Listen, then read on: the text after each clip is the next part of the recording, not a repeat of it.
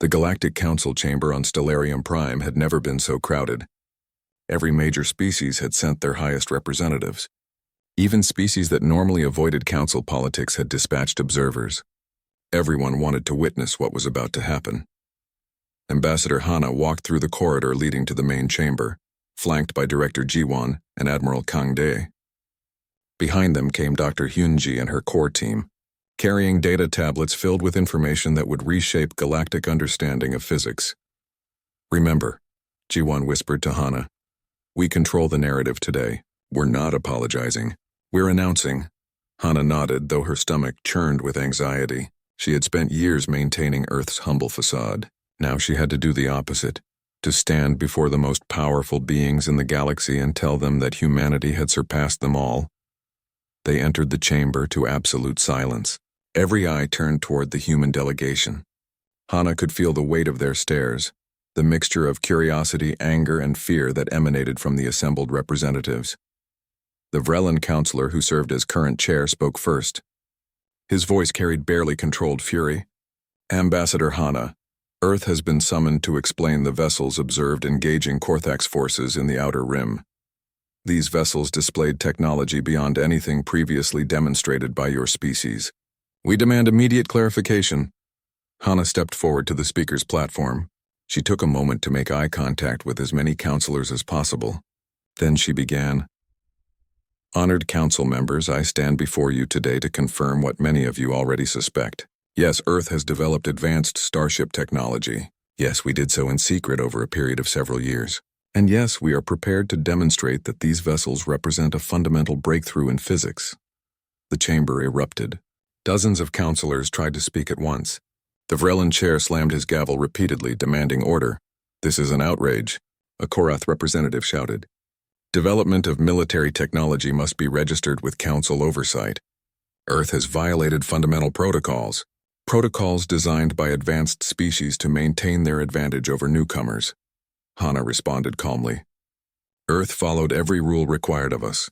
We developed technology using our own research and resources. We broke no laws, but you deceived us," another counselor accused. "You've been playing the role of primitive species while building weapons in secret." "We built defenses," Hana corrected. "And we learned from watching how this council operates. Power is respected here. Technology is respected. We simply ensured we would have both when the time came to be heard." Director Jiwon stepped forward. "If the council will permit, we have prepared a comprehensive presentation detailing the science behind our breakthrough." Dr. Hyunji activated the holographic display system. Complex equations filled the air above the council floor, showing the mathematical foundations of Titan-class propulsion. She explained the discovery of quantum foam manipulation, the methods they developed to fold space-time, and the resulting capabilities this provided. The assembled scientists and engineers in the chamber leaned forward, studying the data with intense focus. Some looked skeptical. Others appeared genuinely impressed.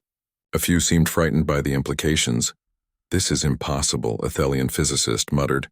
"These equations suggest faster-than-light travel at speeds we've never achieved." "Not impossible," Hyunji replied. "Merely undiscovered until now. We're prepared to publish the basic principles, to advance galactic science for everyone's benefit, but the specific implementation details remain Earth's sovereign technology." "How many ships do you have?" The question came from a counselor representing one of the smaller species. Admiral Kangdi answered. "Earth currently operates 17 Titan-class vessels with additional units under construction." The number sent another wave of shock through the chamber.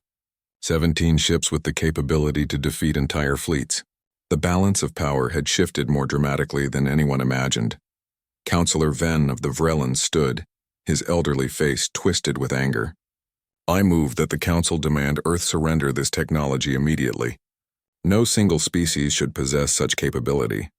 It threatens galactic stability." "I second the motion," another voice added quickly. Before the chair could call for a vote, a new voice rang out. First Admiral Taman, Earth's military representative to the Council, spoke with absolute authority. "The Council may vote as it wishes, but Earth will not surrender technology we developed through our own efforts. We will not disarm while others maintain their fleets, and we will not submit to threats or sanctions simply because we've achieved something others did not. This is unprecedented," Ven sputtered. Junior species do not make demands of this council. Perhaps that's because this council has never had to deal with a junior species that became a senior species overnight, Taman replied coldly. Earth is no longer asking for permission or seeking approval. We're here as equals, whether you're ready to accept that or not. The chamber descended into chaos.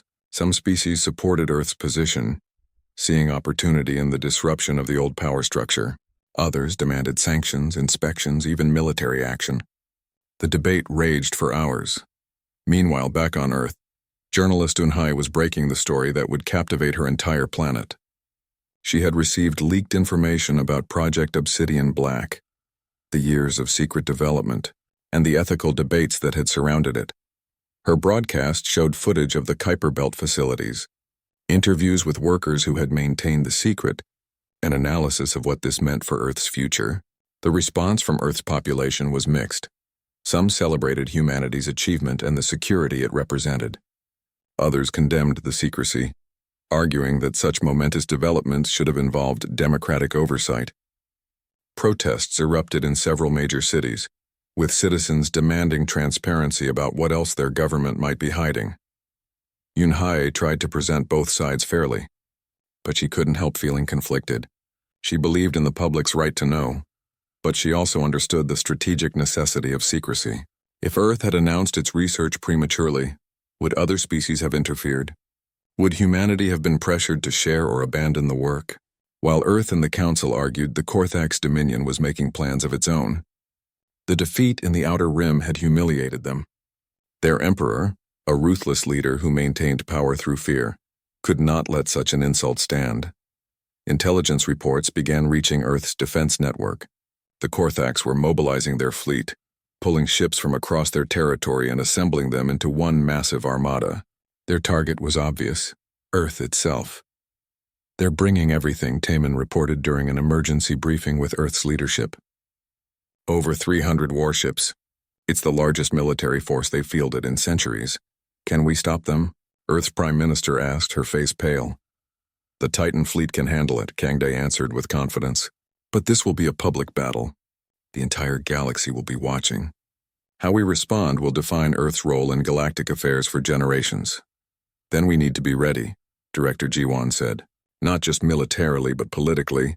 The Council is divided. Some species will see the Korthax attack as justified retaliation. Others will view it as an opportunity to see what our ships can really do. Back on Stellarium Prime, the Council debates continued. Ambassador Hana found herself in the center of a political storm, fielding accusations, forming alliances, and trying to navigate the complex web of galactic politics. Some species approached Earth privately, expressing interest in mutual defense pacts. The Talvik, grateful for their rescue, offered formal alliance.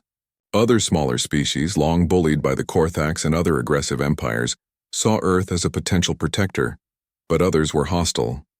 The Vrellans felt threatened by Earth's rise. Several species that profited from the existing power structure wanted humanity pushed back down. Through it all, one fact became clear: Earth could not be ignored anymore. The question was whether humanity would use its newfound power wisely, or become just another aggressive empire. Hyunji found herself at the center of scientific debate. Physicists from across the galaxy wanted to understand the breakthrough. Some approached with genuine scientific curiosity, others clearly sought military advantage. She shared the basic principles, as promised, but protected the details that would allow others to replicate Earth's achievement quickly. You're holding back, a Thelian scientist accused during one exchange. I'm sharing responsibly, Hyunji corrected. The principles are there for anyone to develop, but I won't hand over weapons technology to species I don't know or trust. As Earth's delegation prepared to return home, news arrived of the Korthax fleet's approach. They would reach Earth's solar system within 3 days. Hana received the report and felt her blood run cold. How many ships did you say? 318 confirmed, the aide reported. Intelligence suggests the Korthax Emperor himself may be commanding the fleet. Kangde, standing nearby, showed no concern. Then he'll learn firsthand what humanity is capable of. You sound confident, Hana observed. The Outer Rim was a lawless place where Council authority held little meaning. 3 Titan-class ships drifted through the sector on what should have been a routine patrol. Vigilance, Resolve, and Audacity moved in perfect formation, their stealth systems making them invisible to anyone who might be watching. Admiral Kang Dai sat in the command chair of Vigilance, reviewing survey data from the past week. The mission had been uneventful so far, which was exactly what they wanted. Test the ships, observe the region, and return home without anyone knowing they existed. Then the distress signal appeared on their screens. "Admiral, we're picking up an emergency broadcast," Science Officer Dae Hyun reported. "Multiple vessels under attack, approximately 8 million kilometers from our position." Kang Dae felt his chest tighten. "Identify the vessels." "Civilian convoy, sir. Transponders identify them as Talvek refugees. 20 ships, mostly transports and family vessels. And the attackers? Korthax Dominion warships. I count 40 vessels engaging the convoy." The bridge went silent. Everyone knew about the Korthax. They were an empire built on conquest and slavery. When they attacked, they didn't just destroy their enemies. They captured survivors and sold them into brutal servitude. The Talvek were a peaceful species fleeing their occupied homeworld, hoping to find sanctuary somewhere beyond Korthak's reach. They were about to be caught. Tactical Officer Yuna pulled up the tactical display. "The Talvek don't have a chance. Their shields are failing. At current engagement rate, they'll be overrun in 20 minutes. Kang Dae stared at the display. His orders were clear. Maintain secrecy at all costs. Do not reveal the Titan ships unless Earth's security was directly threatened. These refugees were not Earth's problem, but they were people. Families, children, about to be enslaved or killed. "Sir?" Yuna prompted quietly. "Your orders?" Kang Dae opened a communication channel to the other 2 Titan ships. "Resolve, Audacity, this is Vigilance. Commanders. Input needed on a tactical situation." The other ship's commanders appeared on his screen.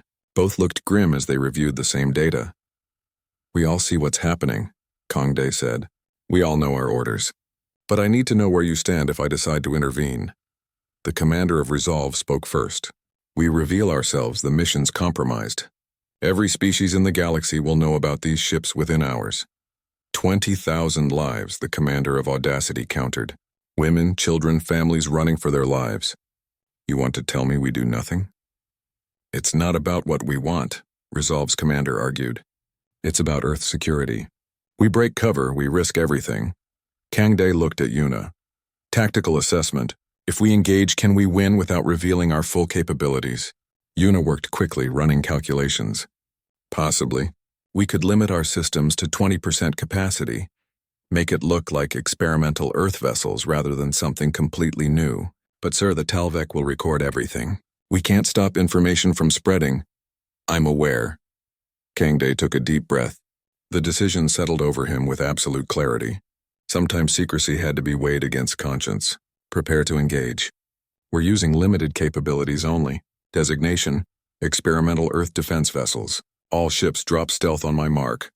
"Admiral," Dae Hyun said urgently, "you understand what this means?" "I understand perfectly." "Mark." 3 massive ships appeared in space as if materializing from nothing. The Korthax sensors shrieked warnings as vessels 10 kilometers long suddenly appeared between them and their prey. The Korthax commander broadcast on all frequencies. "Unidentified vessels withdraw immediately. This is Korthax territory. These refugees are our property." Kang Dae responded with cold precision. "This is Admiral Kang Dae of Earth Defense Force. These vessels are under our protection. Stand down and withdraw or face the consequences." Laughter came through the channel. "Earth, the primitive newcomers? Your entire fleet couldn't stop us. Withdraw or be destroyed." "You were warned," Kang Dae said quietly. Then to his crew, "Engage. Tactical pattern Delta. Disable, don't destroy unless necessary." The Korthax fleet opened fire. 40 warships unleashed everything they had. Weapons designed to crack planetary defenses. The energy weapons splashed harmlessly against the Titan ship's shields. The missiles detonated without leaving a mark. Then the Titan ships returned fire. Vigilance moved with impossible speed for something so large. Junyo piloted the massive vessel like it was an extension of his own body, weaving between enemy fire that couldn't touch them anyway. Precise beam weapons lanced out, targeting enemy weapon systems and engines. Korthax ships went dark one after another, disabled but intact. Resolve and Audacity moved in perfect coordination. their AI systems sharing data in real time. They created a defensive perimeter around the refugee convoy while methodically dismantling the Korthax attack capability. The battle lasted 7 minutes. By the end, 32 Korthax warships were disabled and drifting. 8 had been destroyed when they refused to power down their weapons. Not a single Titan ship had taken damage. The Korthax commander broadcast again, his voice shaking. "What are you?" "We're human," Kangde replied. "Remember that." The remaining Korthax ships fled. The Titan vessels didn't pursue. Instead, they turned their attention to the refugee convoy. Kangde opened a channel to the Talvek vessels. "This is Admiral Kangde of Earth. You're safe now. We'll escort you to neutral space." The response came from a Talvek elder whose face showed both relief and wonder. "We are in your debt, Admiral. We recorded everything. The galaxy will know what you did here today." "That's what I'm afraid of," Kangde thought, but he simply nodded. Safe travels. Aboard one of the Talvek ships, a young Talvek named Veka had indeed recorded everything. The footage showed massive Earth vessels appearing from nowhere and effortlessly defeating a force that should have been overwhelming. Within minutes of the convoy reaching the first communication relay, Veka uploaded the video to the Galactic Network. It spread like fire. News organizations across 100 worlds picked up the story. Military analysts tried to explain what they were seeing and failed. The ships in the video operated beyond known technology. Their speed, their weapons, their coordination, nothing matched what anyone thought Earth was capable of. On Stellarium Prime, Ambassador Hana was sleeping when her emergency comm woke her. She listened to the report with growing dread, then pulled up the video that was now being broadcast on every major news channel. "Oh no," she whispered. "What have you done, Kangde?" But part of her felt something else. Pride, relief. The burden of deception had been crushing her for years. Maybe this was how it needed to happen. Not a planned revelation, but a moment of humanity showing what it truly stood for. The Galactic Council convened within hours. Emergency sessions were called. Representatives from every major species demanded answers. The Vrellan counselors were furious, claiming Earth had violated technological development protocols. The Korath representatives called for immediate inspections of Earth's facilities. Through it all, one question dominated every conversation. How had humanity developed such advanced ships without anyone noticing?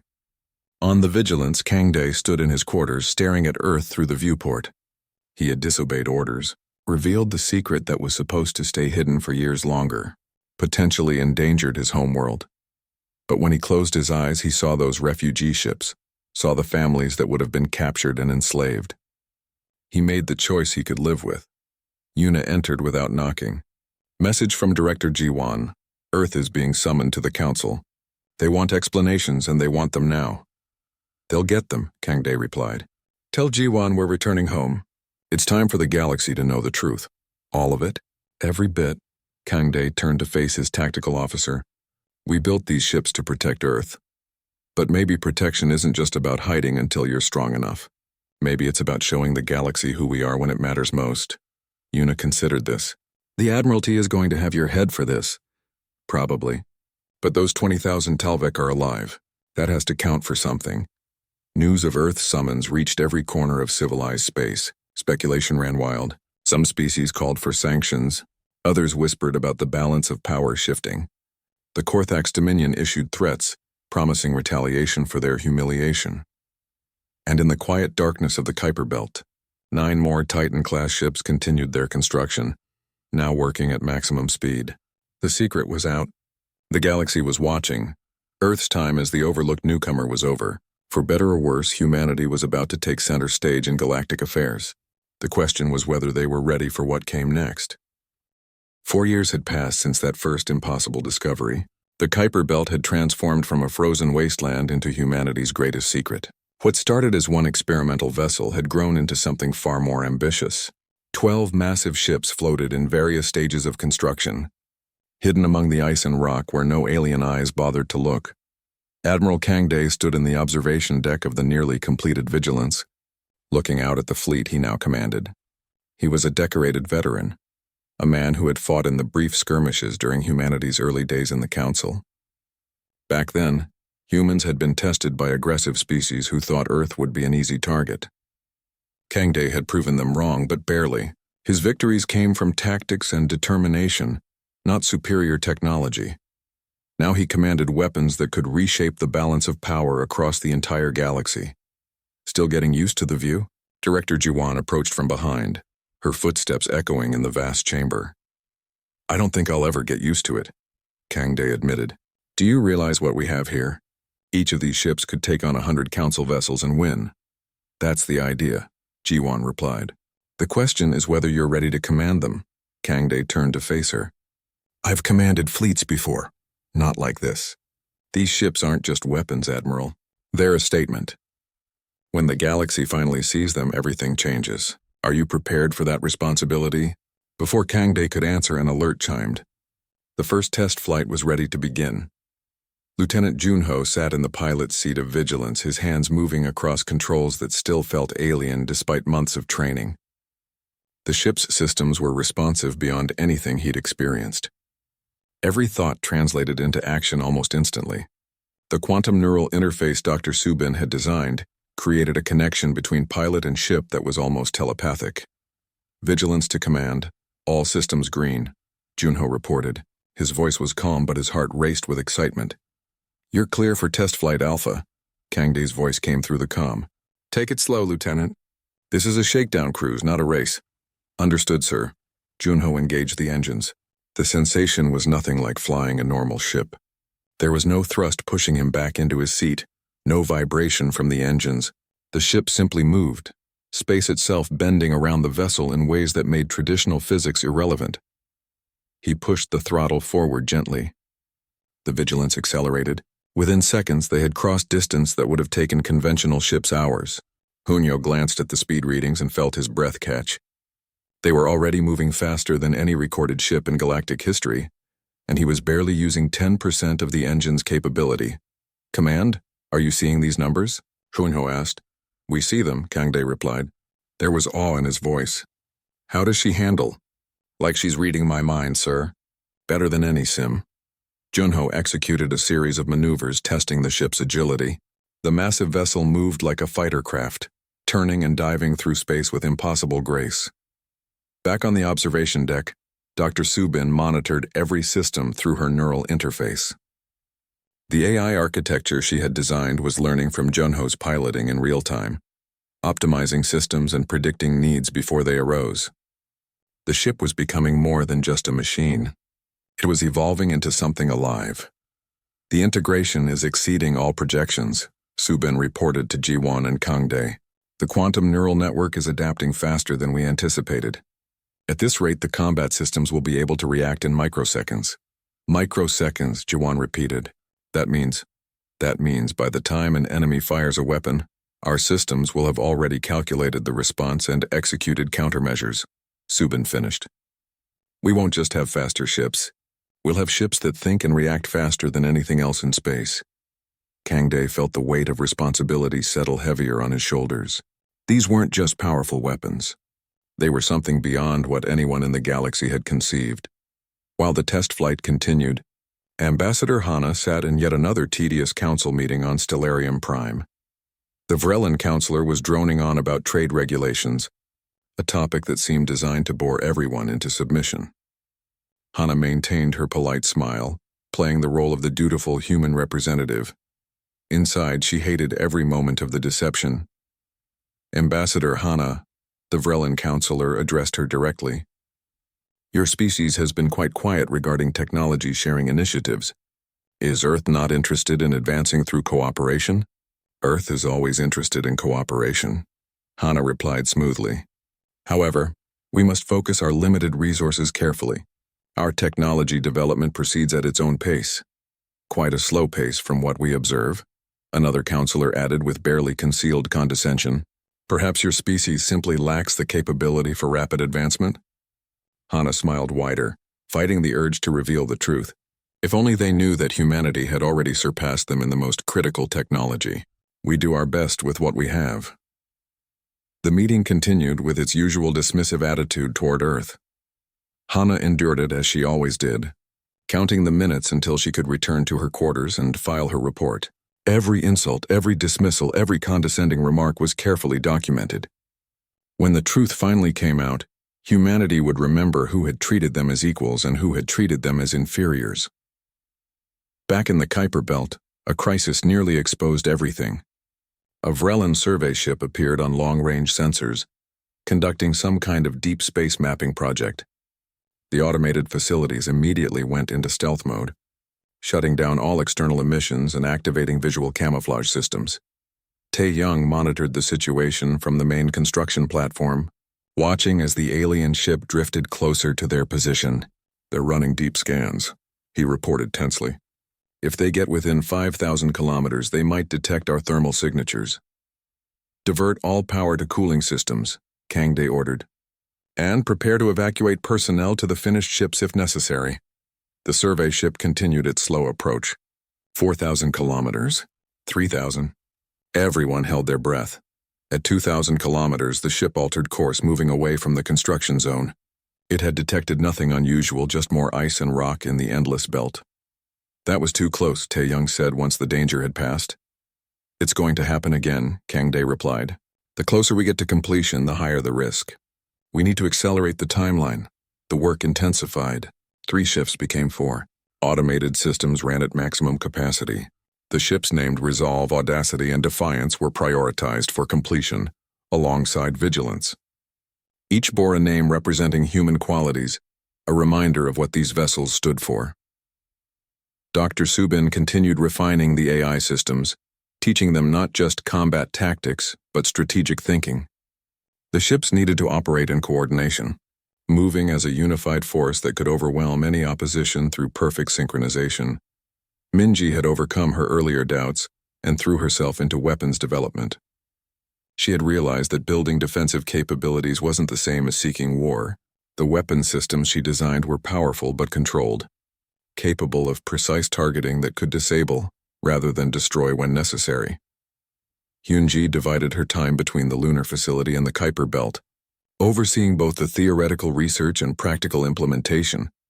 She had aged visibly in 4 years, the stress of maintaining such a massive secret taking its toll, but she never complained. This was her responsibility, her discovery, her burden to bear.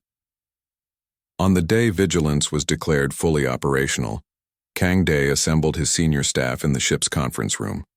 Junho was there, along with Tactical Officer Yuna, Science Officer Daehyun, and several others who would form the core command crew. "We're about to begin long-range patrol missions," Kang Dae told them. "Our orders are to test the ships beyond Council space to see what they can really do. But more importantly, we're going to watch. We'll observe how the galaxy operates when they think no one powerful is looking. We'll learn their strengths and weaknesses, and when the time comes for Earth to reveal what we've built, we'll be ready." "How long do we stay hidden?" Yuna asked. Kang Dae glanced at Jiwon, who had joined them for the briefing. She answered for him. "As long as necessary. Could be months, could be years. We reveal ourselves when it benefits Earth, not before. And if we encounter situations where these ships could help?" Daehyun pressed. "Do we just watch?" It was the question they had all been avoiding. Kang Dae met each person's eyes before responding. "We watch unless absolutely necessary. Our mission is Earth security first. But I won't pretend I know how I'll react if I see innocent beings dying when we could stop it." The ships launched quietly, slipping away from the Kuiper Belt under full stealth. They were ghosts in space, invisible to sensors unknown to the galaxy. The secret fleet had become operational, and the cosmos continued spinning, unaware that the balance of power had fundamentally shifted. The lights in the lunar research facility hummed softly as Dr. Hyunji stared at her screen for the 5th hour straight. Her coffee had gone cold 3 hours ago, but she barely noticed. The numbers dancing across her monitor made no sense. Yet they kept appearing with impossible consistency. "This can't be right," she whispered to herself. Behind her, Tae-young was calibrating the quantum sensors for the 3rd time that week. He was tired of checking equipment, but Hyunji insisted something was wrong. Either the machines were broken, or they had discovered something that shouldn't exist. "Same readings?" Tae-young asked without looking up from his work. "Exactly the same, down to the decimal point." Hyunji rubbed her eyes. "We're either looking at the biggest equipment failure in history or what?" Minji walked into the lab carrying a stack of data tablets. The young physicist had been analyzing the mathematical models for weeks, trying to find the error everyone assumed was there. Hyunji turned her chair around to face both of them. Her expression was serious, almost frightened. Or we found a way to fold space-time at a scale that makes current FTL technology look like a child's toy. The room went silent. Tae-young stopped his calibration. Minji nearly dropped her tablets. For 30 years, humanity had been part of the Galactic Council. In those 3 decades, humans had learned that they were late to the cosmic party. Every other species had thousands of years of technological advancement. Earth ships were slow, inefficient, and limited to short jumps through space. The galaxy saw humans as the new kids, barely worth noticing. And now, in a small research facility on the moon, 3 scientists were staring at data that suggested humanity had just leapfrogged everyone. "We need to test it again," Tae-young said firmly. "And again, and keep testing until we're absolutely certain." They tested it for 3 months. Every day the same impossible readings appeared. The quantum foam, the fabric of space itself, responded to their experimental field generators in ways that defied everything the Galactic Council had taught them about physics. Minji worked through the mathematics until her hands cramped. The equations were beautiful and terrifying. If they were correct, a ship using this technology could cross the galaxy in weeks instead of years. It could carry weapons with power that no current defensive system could stop. It could move so fast that enemies would be destroyed before they even knew an attack had begun. "We have to tell someone," Minji said during one late-night session. "This is too big to keep to ourselves." "Tell who?" Hyunji asked. "The Council? So they can take it away from us and leave Earth defenseless while they argue about who controls the technology?" "She's right," Tae-young added quietly. "You've seen how the other species treat us. We're useful for manual labor and basic resources. They don't respect us because we don't have anything they need." Hyunji made the call that would change everything. She contacted Director Ji-won of Earth's Advanced Defense Initiative directly, bypassing the normal scientific channels. The message was simple. "We need to talk in person. Bring no one." Ji-won arrived within 12 hours. She was a stern woman in her 50s, a former military commander who now managed Earth's most sensitive defense projects. She listened to their presentation without interrupting, her face unreadable. When they finished, she asked only one question. "How long until we could build a ship using this?" "Years," Hyunji answered. "Maybe 5 or 6 for a prototype. We'd need facilities, resources, and absolute secrecy." "Secrecy," Ji-won repeated. "You understand what you're proposing?" Earth would be developing weapons technology without informing the Council. That violates multiple treaties. Those treaties were written to prevent junior species from threatening the established order, Hyunji said. Her voice was steady, but her hands shook slightly. "But what happens when a junior species isn't junior anymore? Do we announce our breakthrough and hope everyone plays fair? Or do we protect ourselves first?" Ji-won was quiet for a long moment. Finally, she spoke. "I need to bring this to the highest levels. If we move forward, this becomes the most classified project in human history. No leaks, no hints, nothing. Can you 3 live with that burden?" All 3 scientists nodded. 2 weeks later, Hyunji received new orders. Her team was being expanded, but every new member would be carefully vetted. The project had a name now, Obsidian Black. The construction sites would be in the Kuiper Belt, far from prying eyes and hidden among the billions of ice chunks at the edge of the solar system. Automated factories began taking shape in the darkness beyond Neptune. No alien species patrolled that far out. Council regulations didn't require monitoring of such remote regions. It was perfect for building something that couldn't be seen. The design came together faster than anyone expected. Hyunji's discovery had unlocked not just propulsion, but energy generation, materials science, and weapon systems that all flowed from the same fundamental breakthrough. The ship taking form in the construction databases was massive, 10 kilometers from bow to stern. It would need to be large to house the quantum field generators and the power plants required to run them. They named it Vigilance. Tae-young led the engineering teams that designed the construction systems. Everything had to be automated. Human workers would be noticed. Supplies had to be disguised as mining operations or research missions. Every piece of metal, every component, every system had to be accounted for in ways that wouldn't raise suspicion. Minji worked on the weapons systems, though the task made her uncomfortable. "We're building something that could destroy planets," she told Hyunji one evening. "We're building something that could protect Earth," Hyunji corrected. "The galaxy isn't peaceful, Minji. The Council maintains order through power, not goodwill. The only way to ensure humanity's voice is heard is to have the strength to back up our words." "But at what cost?" Minji asked. "What happens when the other species find out we've been lying for years?" "Then we better make sure we're ready before they find out. Director." Ji-won visited the lunar facility one last time before The project fully transferred to the Kuiper Belt. She found Hyunji alone in the observation room, looking at Earth through the massive windows. "Having second thoughts?" Ji-won asked. "Every day," Hyunji admitted. "I'm a scientist. I believe in sharing knowledge and collaboration and advancing together. And instead I'm helping build weapons in secret." "You're ensuring human survival," Ji-won said firmly. "In a galaxy where power determines status, we've just given ourselves a chance to matter. That's not something to regret." Hyunji nodded slowly, but doubt still lingered in her eyes. Far in the Kuiper Belt, robotic arms moved in silence, assembling the first pieces of humanity's future. No one watched. No one knew. The secret was safe, buried in the cold darkness at the edge of human space for now. The Korthax armada emerged from faster-than-light travel at the edge of Earth's solar system, like a swarm of angry insects. 318 warships, each bristling with weapons, arranged themselves in a formation that had conquered a dozen worlds. Their commander, Emperor Throck himself, stood on the bridge of his flagship, confident that numerical superiority would crush these upstart humans. "Begin scanning for their fleet," Throck ordered. "I want to know where every Earth vessel is located." His sensor officer worked quickly, then looked up with confusion. "My lord, I'm detecting only 8 ships.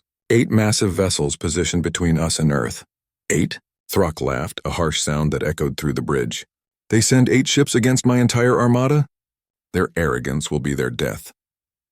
Far across the system, Admiral Kangdae sat in the command chair of Vigilance, surrounded by his senior staff. The 8 Titan-class ships formed a defensive line, a wall of Earth's finest technology standing between home and destruction. "They've finished their deployment," Tactical Officer Yuna reported. "Standard Korthax attack formation, designed to overwhelm defenses through concentrated fire. They're broadcasting on all frequencies," Communications added. "It's Emperor Throck. Put him through," Kangdae ordered. Throck's face appeared on the view screen, his features twisted with contempt. "Humans of Earth, you have interfered with Korthax affairs and humiliated our forces. For this you will be made an example. Surrender now, and perhaps we will allow some of your species to survive as servants. Resist and we will reduce your world to ash." Kangdae's expression remained calm. "Emperor Throck, you are trespassing in human territory. Your fleet has 3 minutes to reverse course and leave this system. If you do not, we will respond with appropriate force." "Appropriate force?" Throck's laughter grew louder. "You have 8 ships. I have over 300. Your mathematics are as weak as your military. I give you one final chance to surrender." "You were warned," Kangdae said simply. He cut the communication and turned to his crew. "All ships, battle stations. Tactical pattern Omega. Rules of engagement. Disable when possible, destroy when necessary. Let's show them why Earth doesn't need numbers." The 8 Titan ships activated their full combat systems. The quantum neural networks that Dr. Subin had designed linked all vessels into a single coordinated entity. They would move and fight as one organism, each ship knowing what the others would do before they did it. The Korthax fleet opened fire first. Thousands of missiles screamed across space, followed by energy beams hot enough to vaporize steel. It was a display of firepower that could shatter planetary defenses and turn entire fleets into debris. The weapons struck the Titan ships' shields and simply stopped. Every missile detonated harmlessly. Every energy beam scattered like light hitting a mirror. Not a single shot penetrated the defensive systems. Then Earth's ships returned fire. Vigilance moved first. Lieutenant Junho's piloting, making the 10-kilometer vessel dance through space like a fighter craft. Precision beam weapons lanced out, each shot calculated by quantum computers and executed with microsecond timing. Korthax ships lost engines, weapon systems, shield generators. They went dark and began drifting, disabled but intact. Resolve and audacity flanked from both sides, their movements perfectly synchronized. They wove through the enemy formation, creating chaos in the Korthax ranks. Ships collided, trying to avoid them. Others fired wildly, hitting their own vessels in confusion. The remaining 5 Titan ships formed a defensive screen, their overlapping shields creating an impenetrable barrier. Any missile that got through the first line of defense was destroyed by point defense systems, so fast they appeared to vanish before reaching their targets. Aboard the Resolve, journalist Yunhai recorded everything, her camera capturing the battle in stunning detail. This wasn't combat. This was a demonstration of absolute technological superiority. They're not even trying to destroy the Korthax ships, she narrated into her recorder. They're systematically disabling them, taking apart the fleet piece by piece. Emperor Throck watched his armada fall apart with growing horror. Nothing they did made any difference. The human ships moved too fast, shot too accurately, predicted every tactic before it was executed. All ships concentrate fire on a single target, Throck commanded desperately. Overwhelm one vessel. 50 Korthax warships focused all their weapons on vigilance. The combined firepower could have destroyed a moon. The Titan ship's shields held without even fluctuating. Kangde didn't even bother to evade. Is that your best? Kangde broadcast to the Korthax Emperor, because now it's our turn to show you what real firepower looks like. The 8 Titan ships fired simultaneously, their quantum-entangled targeting systems creating a web of destructive energy. In 5 seconds, 20 Korthax vessels were reduced to drifting hulks. The shots had been perfectly calculated to disable engines, weapons, and life support simultaneously. Ceasefire, Throck finally transmitted, his voice shaking. We surrender. Please cease fire. But Kangde had seen intelligence reports about the Korthax. He knew their tactics, their history of breaking agreements when convenient. A simple surrender wouldn't be enough. All Korthax vessels will power down weapons and shields immediately, Kangde commanded. Any ship that does not comply within 30 seconds will be destroyed. You will then transmit the following message on all frequencies. Earth's defensive capabilities are not to be challenged. Any species that attacks human territory will face the same fate. Throck wanted to refuse, wanted to maintain some dignity, but he looked at his devastated fleet, at the 8 human ships that had barely taken damage, and he knew he had no choice. Comply with their demands, he ordered his fleet. Then, humiliated beyond measure, he transmitted the message Kangde had demanded. The battle had lasted 41 minutes. Of the Korthax fleet, 162 ships were disabled but salvageable. 47 were destroyed beyond repair. The rest had surrendered and powered down.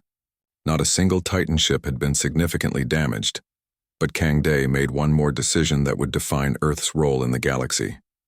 He opened a general broadcast, transmitted to every ship and every listening station within range. This is Admiral Kangde of Earth Defense Force. The Korthax Empire came to conquer. They came with overwhelming numbers and the confidence of previous victories. But today they learned an important lesson.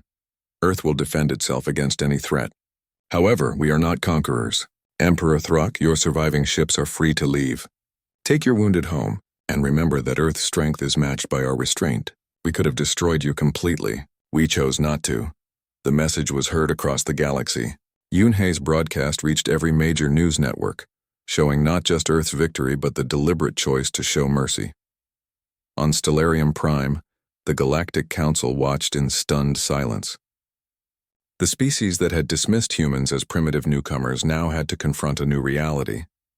Earth possessed not just superior technology but the wisdom to use it responsibly. Counselor Venn, who had demanded Earth surrender its technology, sat motionless. His earlier arrogance completely vanished. Other counselors began speaking urgently among themselves, recalculating alliances and strategies. The galaxy's power structure had just been rewritten. In the weeks following the battle, everything changed for humanity. The Galactic Council formally restructured, creating a new tier of senior membership. Earth was offered a seat, recognition that they now stood among the galaxy's most powerful species. Ambassador Hana led the negotiations for Earth's new role. She pushed for reforms to the council structure, advocating for protections for smaller species and limits on aggressive expansion by empires like the Korthax. Dr. Hyunji made good on her promise to share the basic principles of Titan-class propulsion. She published a comprehensive paper that would advance galactic physics by decades. Other species would eventually develop similar technology, but Earth would always maintain its head start. The Talvek formally became Earth's first treaty allies. They were followed by 7 other species, smaller civilizations that had lived under the threat of aggressive neighbors. With Earth's protection, they could develop without fear. Dr. Subin continued her work on AI systems, but now with collaboration from scientists across multiple species. The quantum neural networks she pioneered became the foundation for a new generation of defensive technologies shared among Earth's allies. Director Jiwan retired from her position, satisfied that Earth's security was finally assured. At her farewell ceremony, she was awarded humanity's highest honors for her role in guiding Project Obsidian Black. Admiral Kang Day was promoted to Supreme Commander of Earth's combined fleet, overseeing not just the Titan ships, but the growing Alliance Navy that formed around Earth's technology. Lieutenant Junho became the chief instructor for Titan-class pilots, training the next generation of officers who would command these powerful vessels. The Korthax Empire, humbled by their defeat, entered negotiations with several species they had previously oppressed. Earth insisted on their inclusion in diplomatic talks, ensuring that might did not simply replace might. Yoon-hae won Galactic Journalism Awards for her coverage of the Battle of Seoul,